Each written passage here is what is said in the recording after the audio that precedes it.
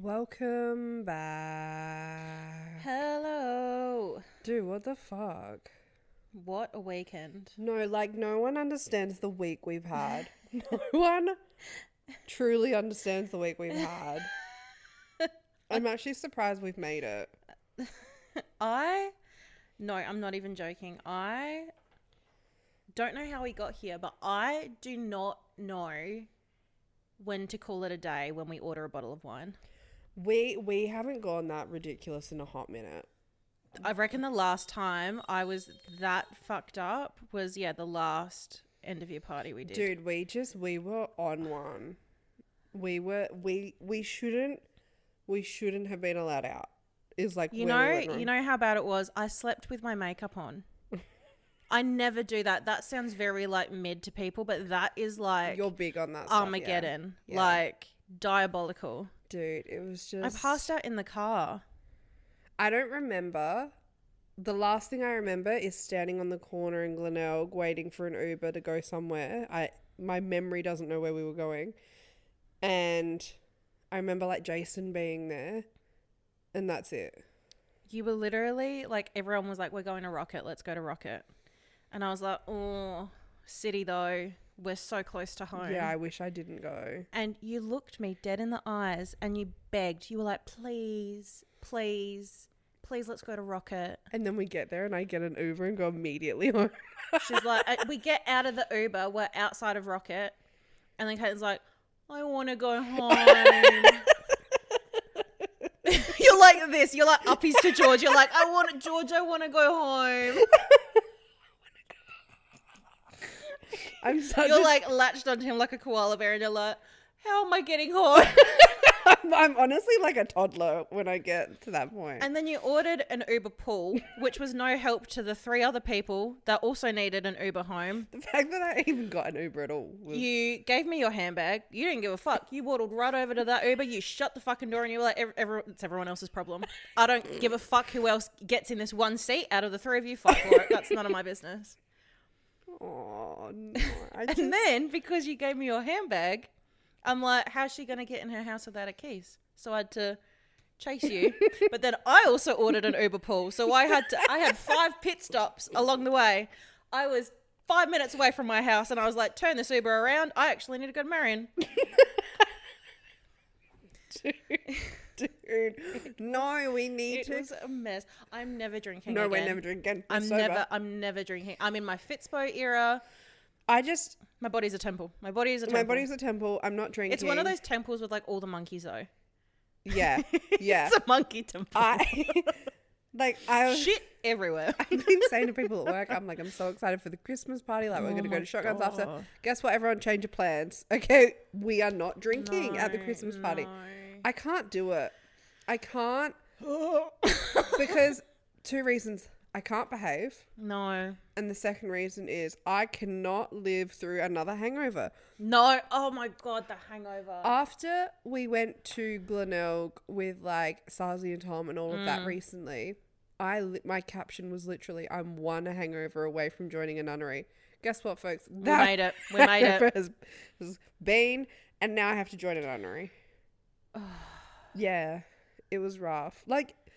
I'm sure in 3 weeks' time, when the anxiety's gone, I'll be like, great time, so fun, so funny. But right now, I'd rather die. We need to revel in this moment. Yeah, I cannot cope if anyone that we see in the next 3 weeks brings up Friday night. Don't bring it up. I cannot wait for Pilates tomorrow. No, shut up. I'm not. Where am I on the wait list, actually? No one bring it up. Okay, yeah, we're not talking about it, but we need to move on. You know what? I also can't wait for Pilates. You were such a lover girl. Friday night. You were such. And I need to die. Anyway, it's the wine. I'm blaming the wine. You just wanted love from everyone. I'm going to kill myself. It's the wine. I blame the wine because honestly, the second I wake up and I'm sober again, I'm like, no. It's not who I am. Anyway, so moving on before I actually pull my hair out. I I've had the week from hell. So okay, let's go. last episode, I was saying I didn't have internet, right? Yes. So the whole thing was that my NBN was meant to be restored that same day. Got home, no internet. So I rang my provider who was Internode. I rang them. They were like, we don't know what's going on. We'll investigate it. It could take like a couple of days before we even come back to you. And I'm like, sick. I'm miserable. Mm-hmm.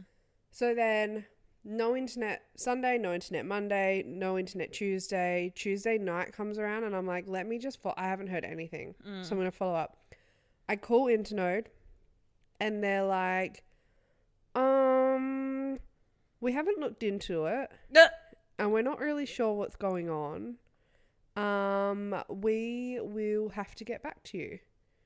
So, yes. Sorry, we haven't actually done what we said we were going to do. Or our job, actually. Right? So I'm like, okay, well, like, I need internet. So can you make a note to make sure that someone calls me to, like, tell me what the fuck is going on?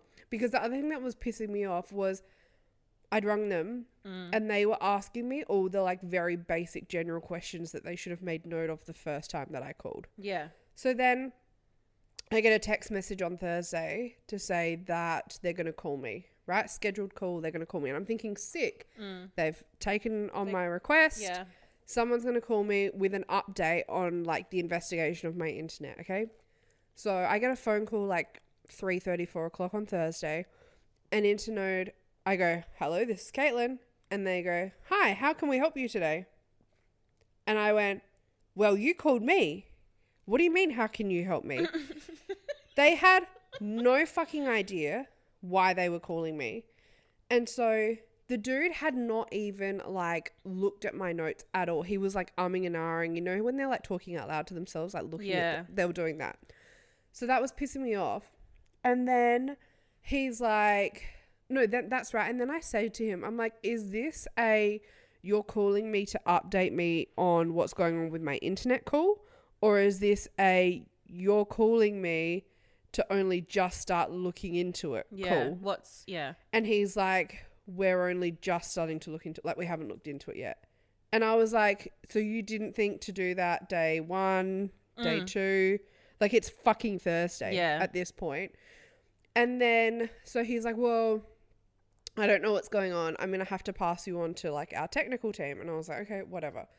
So he, like, passes me through to the technical team and she goes, hello, how can I help you? And I said, I don't know. I've been transferred here. Who am I speaking to right now? I've been transferred here. Yeah. And she's like, oh, well, your case is flagged as X and we only deal with Y because we're Y department. And Why am I here? I literally said, I don't work for Internode. Yeah. I don't know. I don't control where I get forwarded. Okay? I don't want to be here. I want someone who can fix my internet. And she's like, well, let me look into it. She's like, let me just do a reset of your Wi-Fi and see if that works. And I'm thinking, fucking enlighten me. Enlighten me. Because if that worked, I would have had internet on Sunday. Anyway, so she does that and she's like, okay, so we can't help you. We're going to have to escalate it to NBN. What do you mean you can't help me? Right? She's like, I don't know what's going on. We're going to have to escalate it to NBN. And I literally had my head in my hands because I had my headphones on. And I was like, you have no idea how fucking frustrated I am right now. No one has done anything. I've been passed around like a fucking hot potato. And I've literally spent an hour answering simple questions that you should have had the answers to. Like, at one point she was asking me what modem I use and I said, look do it up. none of you take notes? Yeah. I have answered this question 5 fucking times now. Yeah. Anyway, she was like, oh, I'm so sorry, like we'll assign you a case manager. And I'm like, but why wasn't that done 4 days ago? Yeah, why am I at day 4 without internet? Anyway, so she was like, we can't help you. And to be completely honest, because I understand, like, shit happens. Technical shit happens, right? But for me, it was the fact that every time I spoke to someone, they hadn't looked at my case. Yeah. They had no idea what was going on. And they were calling me without having, like, investigated the issue at all, right? Yeah. So then she's like, we'll pass it on to NBN. Rah, rah, rah. And I said, just so you know, I'm going to go and shop around with other providers. I'm like, I'm fucking done. Yeah. Right? And she was like, okay, we'll make note of that. Immediately get off the phone to them. And I call Superloop, right? Because someone had recommended them to me. And at this point, I didn't give a fuck. I'm like, let's go. I ring Superloop. And the sales guy answered. And I said, and I gave him the whole backstory. And I'm like, listen, I don't know what's wrong with my internet. And I'm very well aware that, like, maybe another provider will come in and try and fix it. And it will be, like, a bigger issue. Like, you do you know what I'm saying? Like it could actually be NBN. Yeah, exactly. I was like, but here's the deal. If you can fix my internet, I will give you my business, no questions asked. And I was like, but in saying that, I also want the option that if you can't fix my internet, that I can back out, because I'm not 100% certain that I'll jump ship if that's the case. Anyway, he was amazing. He was like, yep, we can get you connected within like 24 hours. If we can't fix your internet, you can withdraw, like calling off period. Yeah. The package, so I get the top of the end range, and so I currently with Internode was paying $99 a month for unlimited, like, high speed internet. Damn. Superloop was $109 a month. Damn. But for the first 12 months, it's $89 a month. Yeah. Right? Yeah. And I was like, I don't give, amazing, sold. Yeah. Right? Did all of that. So that was what, like 4:30? By 5:30, Superloop had been connected to my internet. Like, I was tapped in, right? Got home, my internet wasn't working still. And I was like, oh, okay, so it's bigger than this. Rang Superloop in one 32-minute phone call with one technical person. They had identified and fixed the problem. So what was the problem? All it was on my modem, there's like a connection type. The connection type that my modem was set to was wrong, right? And it was like WLAN instead of it was like PPPoE instead of like dynamic IP, and it might have been that because the NBN upgrade that happened on the Sunday, you needed to kind of reset it or something, right? And they were able to fix it in one phone call. That's such an easy fix, right? Because like there was like a storm, and our modem like just wasn't working, like it wasn't connecting to anything. And I think at first it was an outage because no one in the area had internet. Because Nikki's mum and dad, Ronnie and Jules, they're also with our provider. Yeah. So like we can check with them because they're in the area. We're like, oh, is your internet down? They're like, yeah. Then it's like, okay, it's a provider issue. Yeah. Anyway, it got to like, we were like, oh, we'll leave it because it probably needs like fixing or whatever. And it got to like 24 hours and we were like, we still don't have any internet. Ronnie and Jules' internet was fine at this point. So we were like, oh, what the fuck's going on?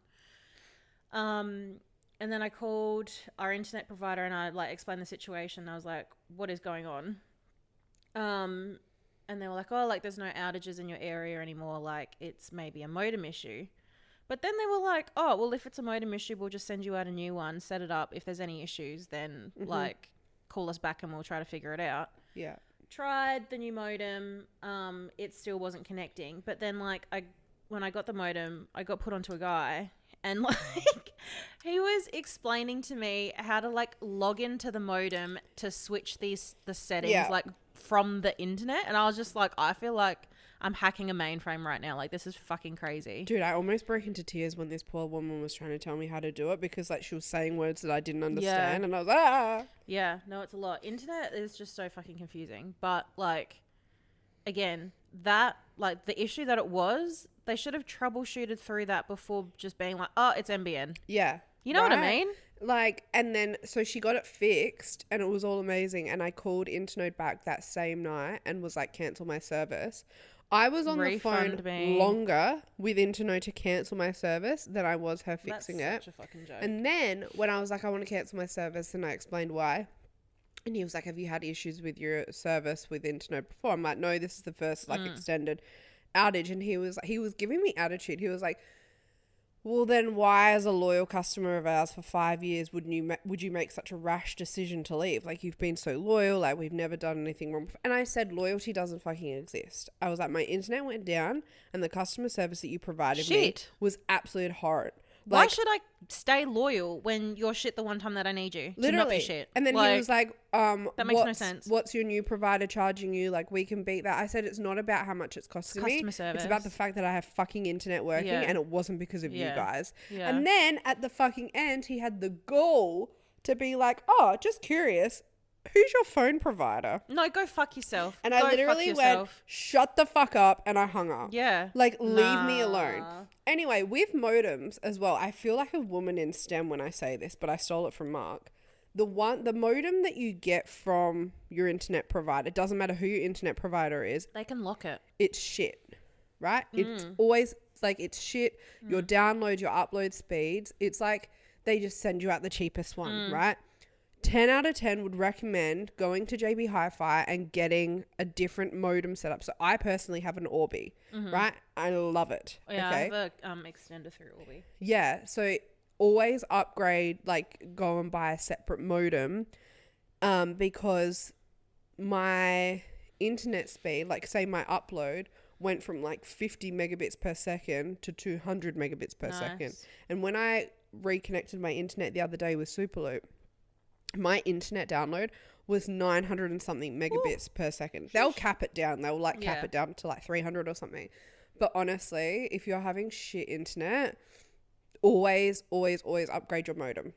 And they can, like, providers can lock the modem as well. So like, if you're on a plan or whatever, you can't just jump and use that modem with another provider. Yeah. So like, it's locked into that company for like an X amount of months, which is crazy. So anyway, that was that honestly rocked my week because my brain works where like my life admin, I'll do Saturday to Monday, deal with all my personal life stuff. And then Tuesday to Friday, I'm 100% locked into work. It's almost like my brain, I have to compartmentalize work versus personal life for me to like perform the way that I optimally. Yeah, for me to be optimized. Yeah. Right? And so the fact that this life admin shit was like seeping into my work week, I feel like my whole week was thrown. Yeah. Like I couldn't concentrate. I was distracted. It was a whole thing. And then Friday night, I just absolutely got written off. So we're back to square one. We're back. I need a lobotomy, factory reset, like just the whole kit and caboodle. That's what I need right now. Fair. So I haven't left my bed in 2 days. Fair. Yeah. There's nothing worthwhile out there anyway. You went and checked for us today. Yeah. Yeah. But that's it. What about your week? I can't even remember my week. Yeah. I feel like I lost that many brain cells on Friday. Although I wasn't as much of a menace. I was self-contained menace. You were well behaved. Yeah. You were just very drunk. I was just very unwell, yeah. I was the problem child. And I fucking hit my head really hard on concrete and like it still hurts. Ugh. Like, yeah, I just remember constantly being like, I think I'm concussed. Yeah, you were running around telling everyone that you were concussed. What do you do? But yeah, but anyway, we live and we learn, right? It's fine. Like I said, not, it'll be for the plot, but not right now. Like in 6 weeks, I'll be like, yeah, that was a great story. And right now, I'm like, don't know it. Yeah. Pop culture news. So, do you follow or know of Francesca Farrago? She was on like Too Hot to Handle on Netflix. She was like the same season that Harry Jowsey was on, and those two hooked up, and then they dated, and then they had like a really public split. And then she went on Perfect Match. And I've never seen this woman in my life, but really? she's pretty. Like in the realm of Netflix reality Was she TV not pregnant? shows. So that's where I'm getting to. Okay. So she recently was pregnant. Her and her partner Jesse, Francesca recently gave birth to twins, right? Wow. Did they know they were having twins? Yes, and they went through like IVF, and it was like this whole thing, and they really wanted kids. Cute. Right? And they were like stoked to be having twins. Anyway, so Francesca had the twins like this week or the week prior. Have you seen what she's named them? That's the thing that comes up is like unique names. Francesca Farrago reveals unique names of twins with Jesse Sullivan. Dude, so she's named. Hang on, I want to look. What? It's actually wild. So they've named their kids Poetry and Locket Romance. Poetry Lucia and Locket Romance. I'm all for like a slightly quirky name. Don't hate it, right? But this is, they're not names. Poetry. They're not names, they're just words. Poetry. Like, what in the Poppet Locket polka dot it is going on? No. Locket Slam Romance. poetry. No, I hate it. Just, like, it's too far. It's too far. And like Locket Romance. Romance is not a name. It's like calling my kid Fish. That would be less weird. Fish Butter Brown. Like, let's just get a word generator up and that's going to be your name. But then I'm like, because we thought this, well, when I say we, like the world thought this when Kim Kardashian named Northwest. But now it's like this is too far. Yeah. This is too far. Crayon. Like, Locket, arrested, DUI, like that's... Imagine the name Locket on a fucking nameplate. That's crazy. Just nuts. Locket. Present. What? It just it sounds like... Bracelet. Blanket. Bracelet? Is bracelet here? Sock. Earring. Knickers. Ho hoop. No, away. Okay. What? Nah, come on. It actually, like, it's on par with Michael Jackson's Kid Blanket. Yeah. Like, at what point does the hospital and, like, the naming, can people say no? Police, yeah, like, you can't just go and name your kid cunt. Like, if you try to write that on They won't let you? I'm pretty sure they won't. At least I've always been told that there's, like, a line in the sand. How about cunt with a K? I mean, Kris Jenner would have done it. Getting creative. Or like KUHNT. I mean, again, I feel like there are rules, but I think we need to broaden the rules to include poetry and Locket Romance. This is ridiculous. You are preemptively setting your children up to be bullied. Like, constantly. Why make your kid's life harder than what it needs to be?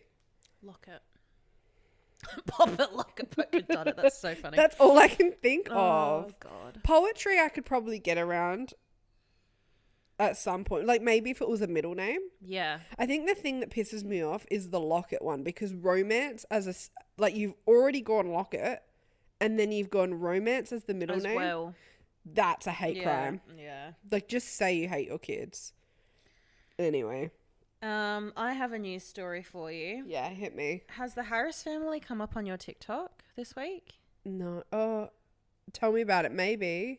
So it's about Brooke and Allanah Harris. So they're a couple from Queensland, I think. And they have a child and her name's Daisy. She's real young. Yeah, you have heard it. I have seen this. Yeah. Yep. And I think they had a child prior to Daisy being born, but I think it might have been a stillbirth maybe. Mm-hmm. Anyway, so according to a report on November 19th, there was like, prior to that, Allanah went on TikTok. She's kind of like a mum influencer. Yeah, like a family vlogger kind of vibe. And she posted a story or a TikTok or whatever about how her daughter is really, really sick and she doesn't know what's going on. And her daughter Daisy is sleeping like 22 to 23 hours a day. She can't stay awake. They think it's like something going on with her brain and she's going to have to need all of these surgeries and like all of these tests to find out what's wrong with her. And so the family started a GoFundMe to kind of help support them during the hospital visits, pay for the surgery, things like that. Everyone really got behind it and it got like a lot of money. I think maybe like $60,000. Yeah, okay. Collectively. But then according to a report dated November 19th, Daisy, so the daughter, was never seriously ill despite reports of a severe medical condition. And allegations now suggest that Allanah intentionally gave Daisy a drug called benzodiazepines to stimulate symptoms, sparking criticism from the family's millions of followers. So it's like Munchausen. Yeah, it's literally what happened with Gypsy Rose. Yeah. So the nurses at the hospital started getting really skeptical of Daisy's condition and her symptoms because they just couldn't figure out what was going on, and they speculated that maybe Allanah had something to do with it. And yeah, it turns out she's just been drugging. She's supposedly been drugging her kid, Daisy, this whole time for, I don't know. Who knows the reason? But it's absolutely crazy. And now the dad, Brock, has gone out and like posted a story on Instagram saying that he had no idea that this was going on, that he genuinely thought that Daisy was really sick. He didn't know what Allanah was doing or that what her intentions were, and like he is pretty much just like, I have no involvement in that. Do you know what I will say to that is that demonstrates how hands-off men are as parents. Like, if you parented as much as a woman parents, you'd would be all across that kind of shit. It's very easy for a man to be like, I don't fucking know what's going on. Yeah, well, maybe pay attention. Right? And so now fans are speculating, being like, oh, like, why weren't any drug tests done before they did surgeries? Like, it could have been picked up so much sooner. But, like, why would you assume that a mum is drugging their child? Yeah, like, it's crazy. Such a rare thing to occur. It's just like... So, yeah, they've got other kids as well. So the kids were taken into foster care while a lot of the immediate family were questioned because they didn't know how far it went, how deep it went. I think now the other kids are staying with family members. But now it's a whole court thing, which is crazy. Daisy finally got released from hospital, I think, earlier this week.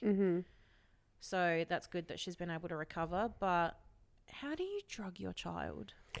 Yeah, and like I only saw like really minor snippets of video of Daisy on TikTok, and the poor girl, like she didn't look well at all. She's so young as well. Like, to go through that, but hopefully they're able to, like, the mum's able to be like charged or whatever, so that it all stops. And then, because like, imagine if no one picked up on it and it was like Gypsy Rose and it just went on and on and on, or she died. Yeah, like it's just, yeah, I can't imagine why someone would do that. I saw one TikTok of this person like analyzing a video of Allanah's, and she's like crying in her kitchen.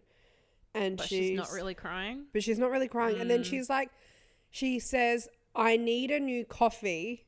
And then she like corrects herself and is like, I need like a real coffee. Yeah. And this person who was analyzing it was like, she went to like say that she needs a new coffee machine, right? Because she's trying to like milk sympathy from her audience to get people to like buy her stuff or send her money or like whatever the deal is. And I'm like, that is so fucked. I could never. And apparently like this isn't the first time that she's kind of like faked an illness for, I don't know, reward or benefit. Apparently she's done something similar with like her church group where she faked an illness to get money and said that like, I don't know, that God like cured her or whatever. I don't know. I didn't look that deep into it. But yeah, this isn't the first time that she's done something like this allegedly. So, but also, who has the time and who can be bothered? The estrogen demon is out again. Yeah, and notice Coco's like collecting treats. Yeah, I I don't know how people can be bothered. Like, how much effort would be involved in making your child sick and constantly like milking it for attention? That unwell. Yeah, it'll be really interesting to see how the court proceedings go and like what they charge, like what the sentence is. Because I mean, normally if it was like a mother that wasn't mentally ill, you'd be like, oh well, she needs to kind of be with her family, so it would normally be a reduced sentence. Yeah, but because the victim is the kids, and she's not really safe to be around them, then like, I don't know, do you incarcerate? Do you go get therapy and go... People like that should be incarcerated 150%, like in my opinion. It reminds me of the Ruby Frankie case. Did you ever follow that? Where she had like the 8 kids or whatever and ran a family YouTube channel, and then it came out that she was abusing her kids quite horrifically. And I know she was going through the courts recently. I don't know if she, was jailed or anything like that. Oh no, yeah, she's been sentenced to up to 30 years. Damn. Like, I have two thoughts. One, I don't think you should be allowed to post your children under a certain age on social media for monetary gain. Yeah. Right? Because, like, yes, there are some instances where people do it for the right reasons. Like, we both love Indy Clinton. Like, love her content, love her kids. But then, too often than not, it, like, either opens up the door for people like Ruby Frankie and this Allanah chick to do it for the wrong reasons. Or B, you're just exposing your kids to nonsense. Yeah, 100%. So, yeah, I really feel like you shouldn't be allowed to post your kids under a certain age. And it's crazy for influencers, like influencer children, because if you're on set on like a TV show or movies or music videos or things like that, it's legislated that if you're under a certain age, your parents have to put money aside for you into like a trust fund essentially. So that once you're legal, you can access that money. Yeah. But for influencers, because it's such a new industry, I suppose, there's nothing legislated for that. I think I saw an article recently where either someone was petitioning. They're pushing for it to be changed. Yeah. And so they should, because you're right. They like either it's not a thing yet and people are pushing for it, or it's only just recently become a thing because parents were just making content of their kids and the kids were seeing none of the fucking money coming out of it. Yeah. But yeah, it's bananas. So if you haven't come across it on TikTok, you will now because you've listened to me blab about it. So enjoy that content. But yeah, the police or whoever have also shut down the GoFundMe so people can stop fucking donating. Yes. Hopefully those people get their money back. Fuck. And that's one thing crazy. I don't like about GoFundMe is too many times you've got people just posting for money, but it's never for the right reasons either. Yeah, and one time when I was drunk, I saw someone post to GoFundMe because their rabbit was dying, and then I gave them $20 that I probably needed myself, and the rabbit ended up dying anyway. Anyway, so we need to investigate that as well. I need to, yeah. They should do a documentary. I need to lock my bank account when I'm drunk. Lock it. Lock it. Yeah. Pop it, lock it. Yeah. Romance that bank account right now. Dude, they need to do a Netflix like documentary about GoFundMes and like the most infamous GoFundMe scenarios. Yeah. There'd be some doozies. Oh, 100%. 100%. I think this is so left of field. There was a stage where I was getting heaps of like Bo Brooks videos on my TikTok, and I don't know if he's still doing this, but now he's decided that he's converted to the church, and he was like posting shit being like, send me all the money in your bank account. Is this the one where he's like, give me money to be celibate? Yeah. And then the next video he was like, you didn't do it because, you're too materialistic, and like if you really believed in God then you wouldn't care, and all. Yeah, you're right. It was so fucking weird. Dude, Bo Brooks is like a whole other story on TikTok. What a fall from grace. That's what I had this week for Goss. Yeah, same. This week. So everything I've watched has been in the last 24 hours because A, I haven't had internet, and B, because I slept so much during the day yesterday because I was hungover. I was awake until 3 a.m. last night. That's just crazy. Literally like wide awake like this, eyes open, ready to go. So I rented Twisters on Amazon Prime. I was like, now is the perfect time for me to watch this. I loved this movie. It was really good. Okay. It was like, it's just the perfect. I put it in the same category as like a Fast and the Furious film. Oh yeah, it's a good rock movie. Yeah. It's just great garbage. Great garbage. Yeah. I loved it. There was a bit of science in it. Not that I understood what was going on, but I was like, love this. Give me more mansplaining. Love that. I wasn't really on the Glenn Powell bandwagon. I didn't have an issue with Glenn Powell, but I was like, he's not like in Anyone But You. He didn't do it for me. He's like in the same tier as like Ryan Gosling for me. Like I think it's because he's blonde. Dude. Really? Dude, really? Twisters, it changed for me. Is it because he wears a hat? Yeah, it's because he's going cowboy. He wears a hat. And he has like this little southern accent and he's just like all macho. And I was like, I love Glenn Powell. And like this is so dumb. This is so stupid. But listen, he does this thing. So for people who don't know Twisters, it's like a remake of an older film. But it's about a retired tornado chaser and a meteorologist are persuaded to return to Oklahoma to work with a new team and new technologies. Essentially, they're trying to like figure out a way to kind of stop tornadoes. So like a tornado will form and they're like creating this science to try and like stop it so it doesn't kill as many people. Anyway, and so Glenn Powell plays this like YouTuber tornado chaser guy, like really cocky, really out there, really loud. And Daisy Edgar Jones plays like the meteorologist who's like trying to do it for the right reasons. Anyway, there's these scenes where Glenn Powell, he has like this kitted out ute and he will drive right into the tornado, and his car, he has like all these fucking buttons. And he has this one which anchors the car, and then like 4 like drill things drill into the ground to anchor the car into the ground so it doesn't get picked up by the tornado. That, and like he had like harnesses and stuff. I was like, that's hot. Smash. Smash. You got a drill? Smash. Smash. That's cool. He thought about it. I like it. Anyway, I loved the film. I was locked and loaded. Like I said, Glenn Powell in this movie, I'm in love. I was eating up the implied romance that was like building between Daisy Edgar Jones's character and Glenn Powell's character. They don't even kiss. I love that. There's not even a kiss. I love that. The movie ended and I went, life. where? More life. Where? Yeah. I was promised romance. Yeah. What the fuck? That's my only gripe with the film. I need a sequel because I loved this movie so much, and I also need them to hook up. Really? You ship them? I need a sequel just for that alone. Where they just bus. They bus in a tornado.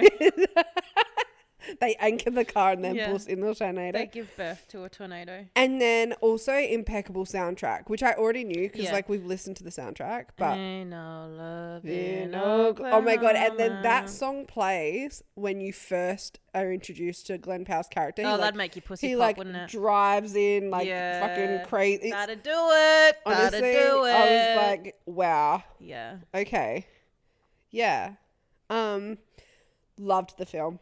I'd give it a 4 out of 5. Wow. That was okay. I think you would really like it. I think I would. Mark would really like it. I like the original. The original was good. I haven't seen the original. I don't need to watch the original. No, I mean, you're not missing out on much. So anyway, 10 out of 10 would recommend. Gorge. Such a good movie. I also watched a 6-episode series called One Night on Netflix. So I thought this came out this year because it's falling in love with me. Because I thought it's in like the top 10 on Netflix at the moment. So I was like, oh, it must be new. But it actually came out last year. Yeah. So God, what's with them bringing in the throwbacks and making them popular again? Right. So it's actually an Australian thriller drama series. Oh. And it's about 3 women, so 3 friends who are now in like their 40s, I think. And they, 20 years ago when they were teenagers, like freshly 18 maybe, they go to this, like the local pub called the Collie or whatever. And 2 of them, one's working behind the bar. The other 2 are like partying, whatever. Oh, I need to burp. They get really drunk. The 2 girls get really, really drunk. Anyway, all this shit goes down. Like one of them gets like sexually assaulted, right? And then the whole series is about like 20 years later. One of the friends, not the one that was sexually assaulted, but the other friend that was drunk, writes a book based on what happened that night, right? And then the book gets published and everyone who's like in the book freaks out because they're all like, it's so obviously about like this night and this character's obviously about me. I don't like how you've portrayed me. About us? Yeah, like I don't like how you've portrayed me. Like Don't be a cunt then. There's things in this book that like can put my life in danger because there's like fucking ties to bikies and drug dealers and shit. Oh, shit. And you kind of like watching these three friends, like their friendship go up and down as a result of it. But you're also figuring out what really happened that night as well. Yeah. It was really good. Really good. Like, any twisties? Not really? Yeah, there is a slight twist that I didn't see coming. Okay. Yeah. It's just like the feeling I got while watching this is the same feeling I get when I read like some Australian thriller books. Like what's that one where like they live near the edge of the cliff and the people keep jumping off the cliff? Oh, Soulmate? No, I don't think it's that. But you know the one I'm talking about. Anyway, yeah. It's like that kind of vibe. Sally Hepworth? Yeah, maybe. I'm pretty sure that's... Anyway, it was giving me that kind of vibe. Yeah. Let me see. Soulmate. Or The Wife and the Widow? I can't remember. Yeah, no, you're right. The Soulmate. Yeah. But it's just that kind of vibe. And I don't really like a lot of Australian content. Yeah. Like, or I mean, I love Australian thriller books, but in terms of like TV and stuff. Yeah. I really liked this. Very much giving like the dry. Yeah. Yep. And I know that like Territory is really popular at the moment as an Australian series. And I did like Territory, don't get me wrong. I liked this more. Maybe that's why it's kind of come back in resurgence because people are kind of digging the Australian drama. Yeah, maybe. Because of Territory. It had that, the Australian actress that was in Orange is the New Black, Yale Stone. Oh, yeah. I love her. Yeah. She's such a good actress. Such a good actress. Are the episodes long? Yeah. Oh. Yeah, they're like an hour long. Oh, no, it couldn't be me. It has 67% on Rotten Tomatoes. I think it should be higher. But this is also like, I was reading a review from The Guardian, and this is like an excerpt of that. Where they said the overall effect is very much of an Australian Big Little Lies, a female-centered story played out mostly amongst affluent people in shiny clothes and shiny houses. Every emotional scene is set against a gorgeous landscape view, an ugly collective, and individual secrets bubbling just below the beautiful surface.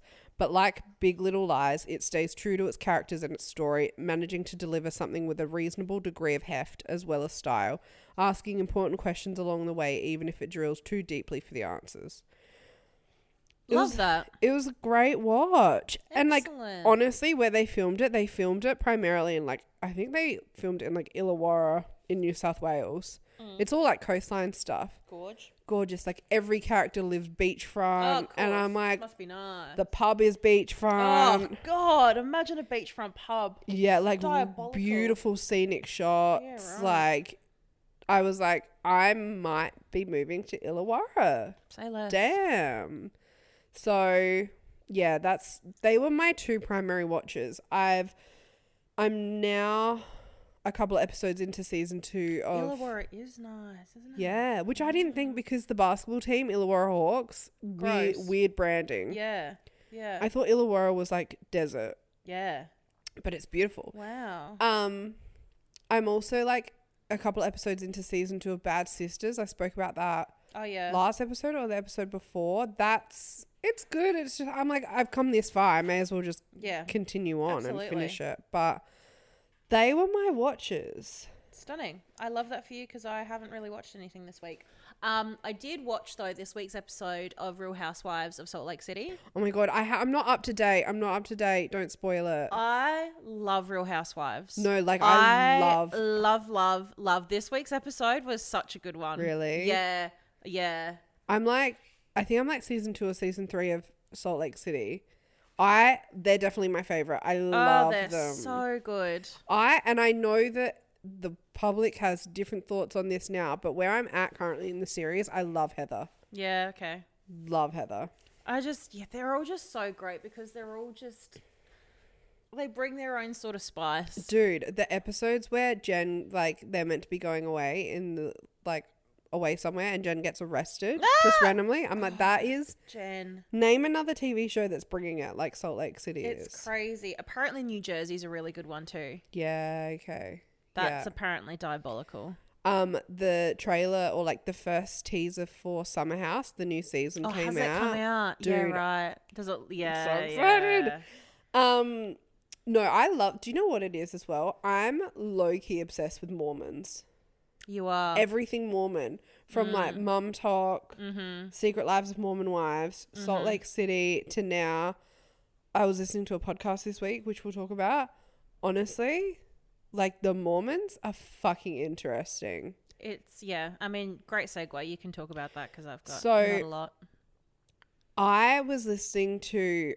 I referenced this last week. I listened to a podcast series called Heaven's Helpline on Spotify. It's like 6 episodes and it's done by like a publication, a New Zealand publication. Anyway, this journalist basically looks into the Mormon church with a specific lens on the Mormon church in New Zealand because that's where he's based, but also references the Mormon church more broadly, and like Salt Lake City is mentioned and stuff like that.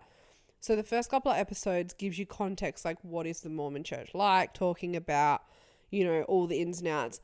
Like one thing that blew my mind, because I know general stuff like they can't drink, they can't get tattoos, all those kinds of things.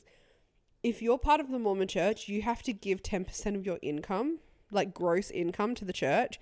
And even to the point where like if you, like in America, had student loans, because the way that it works in America is like they give you the money up front kind of thing as a loan. The church would take 10% of that. Yeah. There's some of the episodes talk about like the Mormon missions that like people go on, and that's all self-funded. So it's like the highest regard to be sent on a mission, and it's like 2 years of service. You could be sent to a different city, a different state, to a different country, and you have to completely self-fund it. You can't work, like actually earn money. You're literally just there door knocking, trying to get people to sign up to the church. And they interview this one guy who did that when he was younger, and he got really good at converting people to the church. And now looking back, he was like, I despise what I did. He was like, because I can acknowledge that the people that were the easiest to sign up were those that were vulnerable, like someone in their family had died, or they were going through financial hardship. Yeah. They're the people that were really easy to like kind of manipulate. But then it starts going into like the darker side of the church, where there's been public cases of child like sexual assault and abuse that were covered up by the Mormon church. Of course they were naughty. Yep. And then like there was this one instance that he talks about where like this guy was sexually assaulting his own kids, and then he did like one of those confessionals with his bishop, right? Dear. Being like, oh my God, I'm a nonce. I hate myself, but I can't stop, whatever. And the bishop was like, oh my God, what do I do? Went to the church. The church was like, well, you can't say anything to anyone, otherwise you'll be sued because it's like confidential. And they were like, you just have to be like, hey, maybe don't do that. And then that's it. And so then, because there was all these cases like that were happening, the church ended up creating what's called Heaven's Helpline. So people, whether it was a bishop or, you know, the person doing it or whoever, could ring up to report these incidences. And so you're like, okay, great, the church is like doing something about it. But what people didn't realize is when you rang, it went straight to their lawyers. So then immediately, because you're telling the Mormon church's lawyers what's happening, it can't be used in court because it's client attorney privilege, right? And like it was this, that's so sneaky, right? It was, and like the journalist tested it out. He was able to find out like 2 lawyers that represented the Mormon church in New Zealand, right? Contacted them separately, but one of them didn't answer. The other one, like, he was polite, but he was like, I can't answer on behalf of the church. Anyway, he was like, okay, let me just fucking ring the line and see what happens. So he rings the Heaven's Helpline, and the first guy that didn't answer, this like barrister, he answered, and the journalist was like, oh, I'm a journalist from so-and-so, like, I have some questions. And the barrister goes, I won't talk to you, and hung up. Right? And it's this whole thing. Anyway, it's so fucked the way that, like, the Mormon church goes about, or, like, went about some stuff. Like, even, because you know how, like, Mormons are really big on, like, chastity and no sex before marriage and all of that. I'm listening to, like, the final episode, and they're talking about how there was, like, bishops who got really freaked out about this and actually, like, went against the church on this. But it was their job to interview and question minors, being like, do you masturbate? Have you had sex? But then, like, some of the bishops were taking it really far and, like, asking really explicit fucking... Yucky, it was so fucking weird. It was so weird. Yucky. Yeah. The Mormon church was weird. Anyway, it's very interesting, and it's only 6 episodes. Like, it's no... Like, I hate to say it, but it's no surprise. Like, religion is, like... It's a power play. They fucking do this shit all the time. I'm too poor to be Mormon. Oh, I'm sorry, I couldn't give you 10% of my wage. I don't give myself 10% of my wage. I was thinking about it yesterday, though. Girl. And I was like, if I became Mormon, then I wouldn't be able to drink because I wouldn't be able to afford it because the drinking money would be going to the church. Yeah. So maybe... But then they won't accept us because we got tattoos. Oh, shame. Sucks to suck. Sucks to suck. So, yeah, that's what I listened to this week. But you have been reading Throne of Glass, and I want your initial review. Oh my god, it just doesn't fucking end. It just up to the first book. It keeps fucking going. I feel like I have been reading this book for fucking weeks now. Imagine how I felt with the tandem read. Oh my god, like, I don't understand, like, how I'm reading so much but not getting anywhere. They're big books. And nothing is happening. How many times do I have to read that this bitch is fucking vomiting from running? God. And this is the thing, like, this is what the whole series is like. It's so drawn out and so elaborate. Like, I don't need to know that, what's her name? Selena? Is that how you say it? Because it's spelled weird. Spelling, also. Yeah. Why we got to make it look fancy? Yeah, like, why is Kale Chal? Yeah, spell it like the plant. Grow up. Every single time I see it, I'm like, Chale. No, Kale. Yeah. Kale, not Chale. No. Yeah. How many times do I have to read that she's pretty, but she's annoying, but she's tricky because she's an assassin? Don't fall for her. Mm-hmm. But she makes me smile. I don't give a fuck. I must say, the book's like, the first book, it wasn't a flog, but it's like, I get what you're saying, right? Just nothing. I'm at 30%. Yeah, I know. Only 30%. That's fucking crazy. But just, yeah, nothing has happened. They're about to have the second test or trial or whatever. Yeah. It does get, like, really interesting towards the end, right? Ugh. And then if I ever get there. I would say, like, Heir of Fire and Queen of Shadows. So you've got Throne of Glass, then you'll read Crown of Midnight, right? Then after that, you read The Assassin's Blade, which The Assassin's Blade is actually a prequel to Throne of Glass. So it's how she got into that fucking slave Yeah, it's farm. like all her backstory. But honestly, you would not finish Assassin's Blade if you read it first. Like, if I had have read Assassin's Blade first, I never would have made it as far as I did.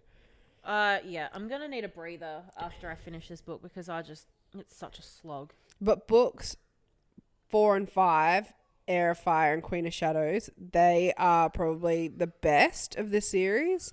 Then you go into the tandem read, Empire of Storms and Tower of Dawn.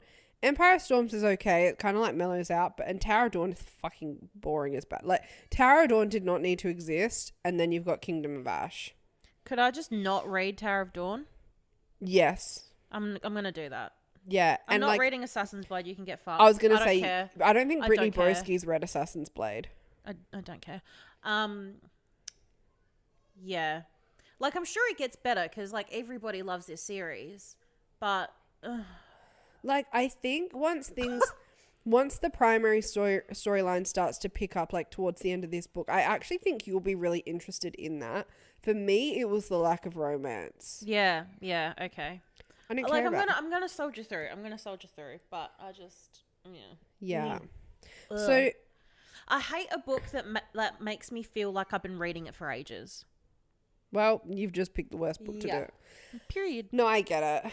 But it's almost fucking December. Can you believe that, guys? It's December in like 3 minutes, which means that we need to pick our December book club pick. For Fable. So we're going to put 3 options on the table, and then we're going to open it up to the crowd, and we're going to do a poll in Fable. We'll do it on our Instagram stories as well.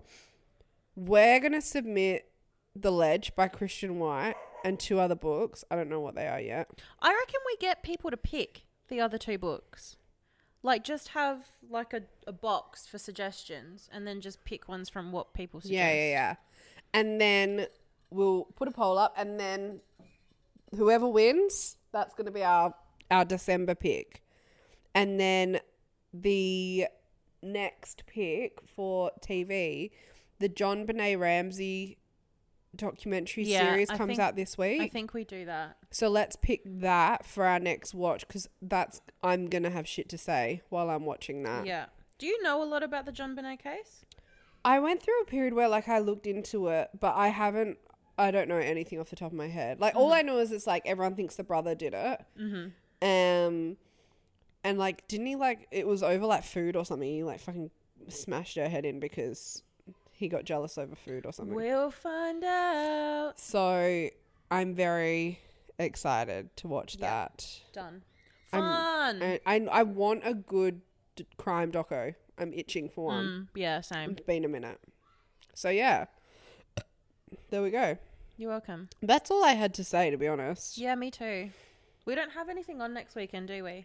And if we're cancelling it. Yeah. we are cancelling because I cannot cope. Nah, that's it. Yeah, fun. There you go. Yeah. So at least we've got a chill week ahead. Yeah, we're going to be locked in. We're going to be behaving. We're just going to be watching, reading, making the most of good weather as it comes. And that's it, folks. No one invite me out for a drink. If you do, you're a hater. If we have plans that involve alcohol, cancel it. We're not coming. Yeah, it's not. Yeah. If you invite us anywhere with alcohol, don't bother. We're not coming. If the words "should we get a bottle" leave my mouth, just shoot me on sight. Shoot us. Yeah. Only things that we're going to be doing is reading, watching things, swimming, and eating acai bowls. Period. I haven't had a taro latte in eons. Are you working in the office tomorrow? No. We could go for an early Yeah, morning. let's do an early morning one. That's a good Monday reset. Yeah, that's fun. Yeah. Let's do that. Okay, Perfect. done. I'm Done. so excited. And just to end out the episode, if you were at the Pilates Christmas party, we weren't. No. I actually have a twin. Yeah. Crazy news. I have a twin. Don't bring anything up with me. I don't want to know about it. If I was meant to remember, I would remember. So I don't need you to fill the gaps. We're going to try to book in for a class and then it'll be like, actually, you don't have a membership here. You don't go here anymore. And I'll be like, yeah, I'll be like, that's so fair. That is so fair. Period. Anyway, thanks for tuning in, guys. Have a good week. And we'll see you next week, dudes. Love you. Bye. Bye.